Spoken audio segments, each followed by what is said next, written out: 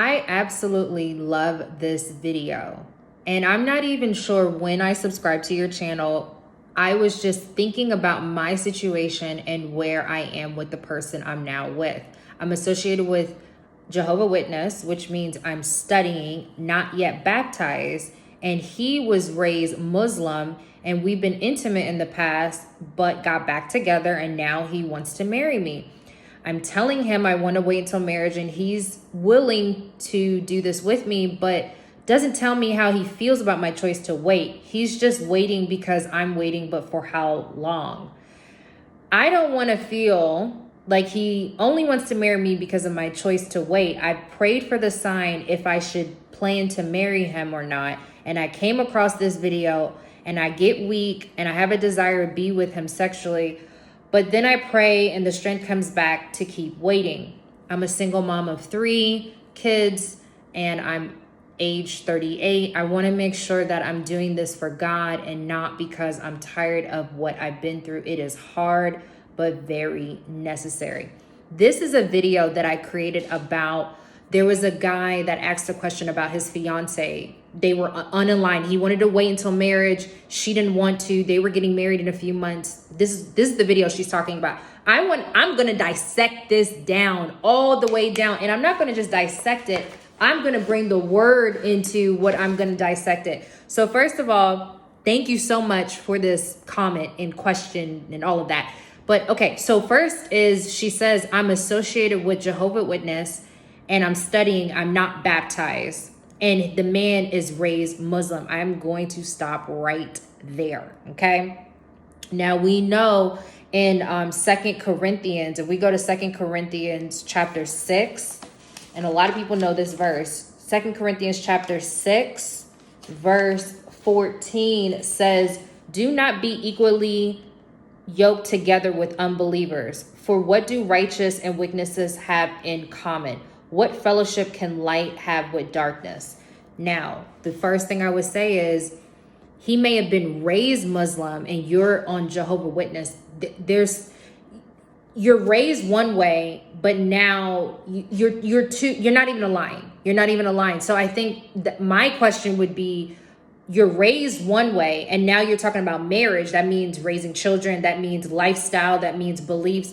Are we all going to become a Muslim family, or are we going to become a Jehovah Witness family? I think that's the first thing. That's really important, because if he was raised Muslim and yes, maybe he doesn't believe it anymore, he doesn't practice those things anymore, and he's willing to go on the Jehovah Witness and be a Christian follower, okay, that may take him a minute to understand what that means. I'm not sure. But if he is still just out here, he's like, well, I don't not believe in my Muslim. You really need to understand, I think as a woman, since this is a woman asking me the question, you need to understand where he's at spiritually, because he may not have a strong spiritual background right now, like where he knows for sure what he's going to raise his kids, how he wants to live his life. It matters. Getting into marriage and relationships and raising children and you don't have a solid ground on what you're raising these children in is a huge mistake. You have to you really need to understand what he believes. And so I'll stop right there. Now, she talks about, okay, he was raised Muslim and you've been intimate in the past. So guess what that means? That means you're not able to see certain things clearly. Because one thing that sex does, which I know, especially when it's great sex, is it clouds your judgment. And the fact that y'all been intimate in the past and y'all just got back together and now he wants to marry you. Okay, let's stop right there. So he clearly, y'all been, nah. Now, I don't know if you guys, I think the first question I would ask is, are you guys still intimate? Are you still intimate? I mean, clearly, when you've been intimate with someone, I know for me, it was hard to stop. Once you started, I don't know, it's hard. And so I think for sure, whether you guys are still intimate, you got to cut that out in order to be clear. So you know exactly where you need to go. And so the other thing is he wants marriage all of a sudden. Now he wants to marry you. And it's like, okay, that sounds great. That's what I desire. But is this right? So then she goes in to tell me he wants to be with me, but I don't know how he feels about my choice to wait. That is a problem. I dealt with guys, and this is not all men, so let me disclaimer, not all men think like this, but I have dated men that became celibate for me. Their sole reason was because of me. If they didn't meet me, if they met a woman and she wanted to sleep with them, he would go sleep with her. It wasn't a thing. So my thing is this, it does not sustain the relationship. I don't know too many relationships that sustain if they don't have their own personal conviction and personal relationship with Christ. And so with his background being in Muslim, yes, maybe he's willing to wait right now, but the fact that he's doing it solely off of you or meeting you or wanting to marry you, it's not strong enough. He has to have his own conviction, his own personal relationship with Christ to understand the meaning of this, because it's a heavy topic. It's not something you just, oh, I just don't want to drink normal milk anymore, I'll go almond. It's not one of those type of decisions. It's not. It's a huge decision, and you want to be aligned on it, right? And she says, I don't know if he's waiting because I'm waiting, but for how long is he going to be willing to wait? And that's the problem. If he pisses you, if you piss him off, this is what I've learned. You piss him off and you're waiting. Now he gets frustrated. There was a quick story time. There was a guy that I met, and he wasn't waiting, but he was waiting for me. And because I liked him, I went along with it. Guess what happened at the end? He got so frustrated, so sexually frustrated with me. He was like, if we don't do something, I'm done with you. And I had to walk away from him, basically. That's what happened. And he was just like, it's too tempting. It's just too much. I thought I could wait with you. I just can't. Now, I don't know about this guy. Maybe he can. Maybe his self-control is a lot higher. I don't know. But all I know is you don't know how long he's going to wait. But the thing is, the wait cannot be based on you. It has to be his own personal decision. I've dealt with men that did it for me. I don't recommend it. I mean, it could happen. I'm sure there's testimonies of people waiting together, whatever. Let me get back into the question. So I don't want to feel like he's only marrying me because of the wait. This is where I want to get into the next part, wisdom. So if you go to James chapter 1, verse 5, right? If any of you lacks wisdom, he should ask God, who gives generously to all without finding fault, and it will be given to him. You need wisdom right now. You need wisdom, because you're saying, I don't know if he's going to wait for me. Is he really marrying me for the right? Go to God for that. Don't go to him. Go to God, because man could say whatever, including you. We can say whatever. Our minds can change, but what God says and what God can reveal to you through wisdom, that's where you need to do. And then the other thing is actually patience, which is in James chapter 1, verse 4, right before that. Perseverance, which you're dealing with, perseverance must finish its work so that you may be mature and complete, lacking nothing, not knowing, is this guy wanting me for the right reason? Is this a situation I should be involving my kids in? You have to persevere through this. You have to say, okay, I have to take time to really look at the situation. And then you said, I prayed for a sign if I should marry him, and then I came across this video and I get weak. That's normal.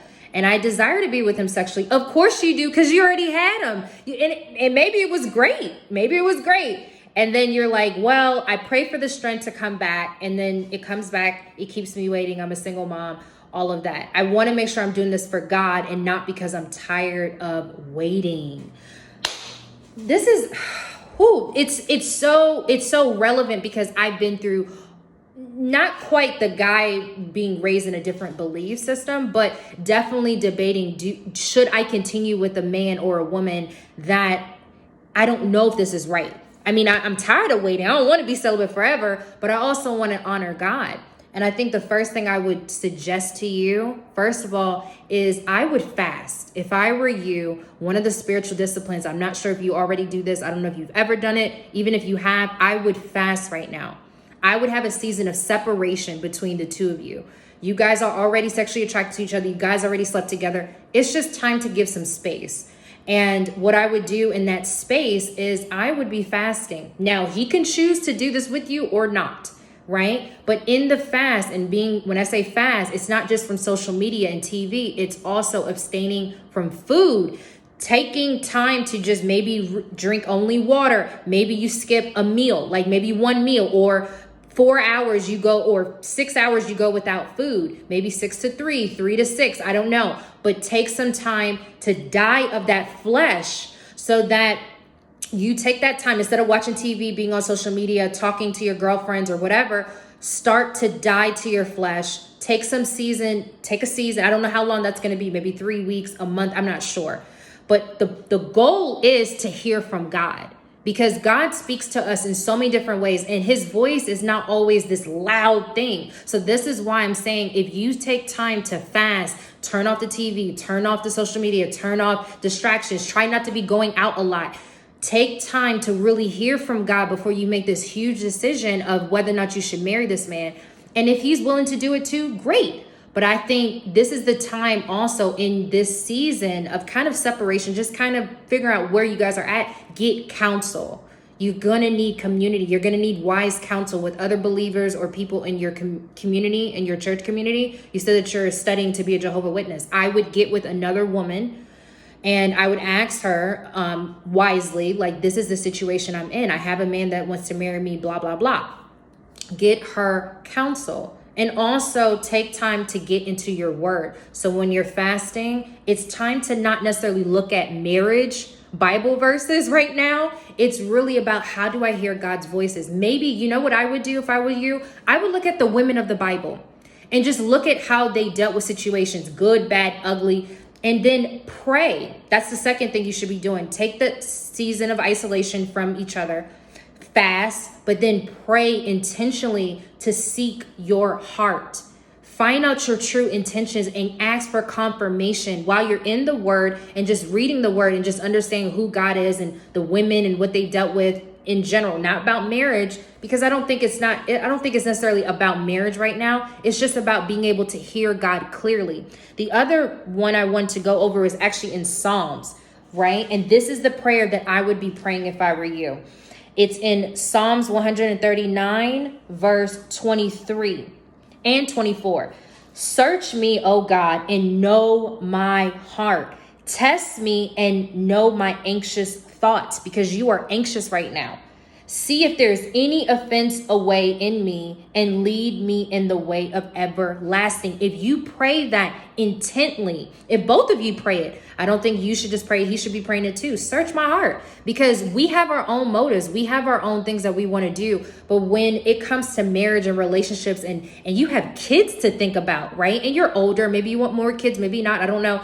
But search me, God. And I would be praying that Holy Spirit convicts me. God, speak to my heart. I don't know what I know. I think I know, but I just don't know. That's the prayer I would be praying right now, is Psalms 139, verse 23 and 24.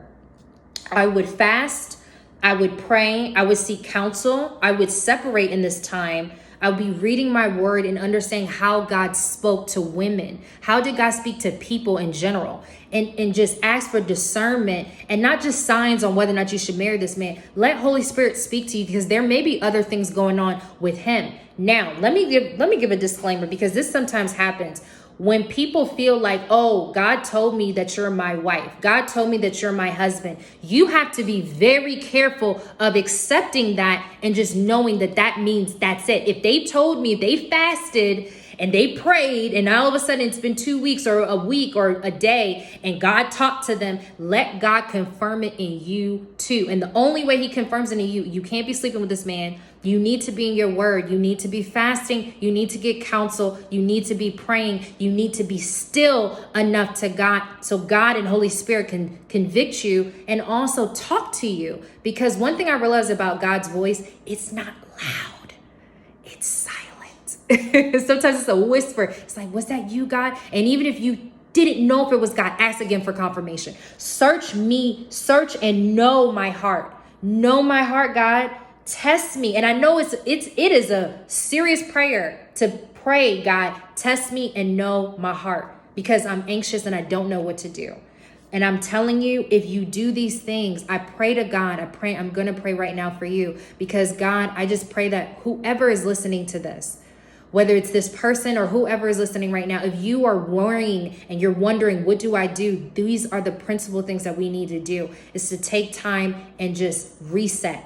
Ask Holy Spirit, convict my heart, show me my ways. And I can't rely on other people, right? Now, God can speak to you through other people. God can speak to you through dreams. God can speak to you through his word, through nature. I would be worshiping right now. I would wake up in the morning or end your day in worship. You know, turn off some of the music maybe you listen to and start to get into worship. Let God completely saturate you and what's happening with you and that guy. And let me tell you something, this will be very revealing to show you his spiritual maturity and his spiritual growth. Is he willing to do this with you? Or are you having to drag him to do these spiritual disciplines? Because that's what your marriage is going to look like. If you're the one spiritually guiding him now, you're going to be spiritually guiding the kids, spiritually guiding him, dragging him to church. You really want to make sure you're equally yoked with someone that really understands the value of not just saying we're going to wait because it's the right thing to do, but really like, yo, let's seek God about this.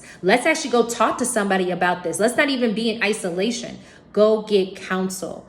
Please get counsel, and don't tell all of your friends, like, especially the ones that are still sleeping around or doing, like, I have friends that are sleeping around doing whatever. They love God, but they just whatever. And then I have friends that truly are, you know, discerning God in every decision. And those are the friends I would pray that you would get and you would seek. If you're in a life group, a small group, a women's Bible study, ask a question, whatever it is, but seek counsel. And I pray for the man too. I pray that he gets a conviction of his heart, whether or not you guys should slow down or you guys should move forward with the relationship.